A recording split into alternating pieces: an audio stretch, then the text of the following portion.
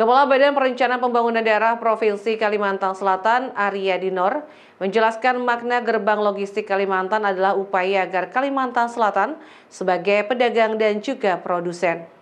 Sementara itu, Kepala Badan Perencanaan Pembangunan Daerah Provinsi Kalimantan Selatan, Arya Dinor, menjelaskan bahwa makna gerbang logistik Kalimantan adalah upaya agar Kalimantan Selatan sebagai pedagang dan produsen. Untuk itu, menurutnya dalam pembangunan pemerintah Provinsi Kalimantan Selatan akan membagi 3 klaster. Pertama, klaster Banjar Bakula yang dikonsentrasikan pada jasa dan perdagangan. Kedua, klaster Banua Anam, wilayah untuk pengembangan sentra pangan dan agroindustri. Dan ketiga, Saijaan Bersujud, Kota Baru dan Tanah Bumbu merupakan daerah industri hilirisasi. 3 klaster itu akan terkoneksi dengan jalan dan jembatan. Makanya prasyarat dasar yang harus diselesaikan adalah jembatan penghubung dan harus selesai minimal 2028. Kalsel sebagai broker, pedagang, dan juga sebagai produser. Apa kira-kira eksekusi yang kita yang kita bisa lakukan? Kita membagi 3 wilayah klaster.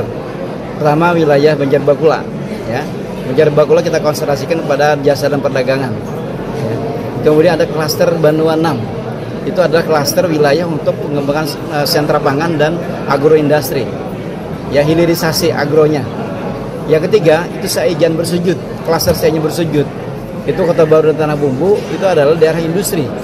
Hilirisasi juga dari sawit dan batu bara. Nah, 3 klaster itu akan terkait nanti dengan interkoneksi dengan jalan dan jembatan.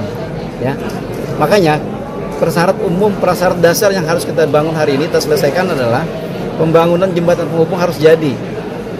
Minimal paling lambat jam 2028 lah, 2009 harus jadi. Kemudian pelabuhan internasional laut dalam yang dalamnya hampir 25 meter itu juga harus jadi untuk bagaimana nanti arus barang dari luar Pulau Kalimantan, dari timur, dari barat itu bisa tambat labuhnya di pelabuhan internasional.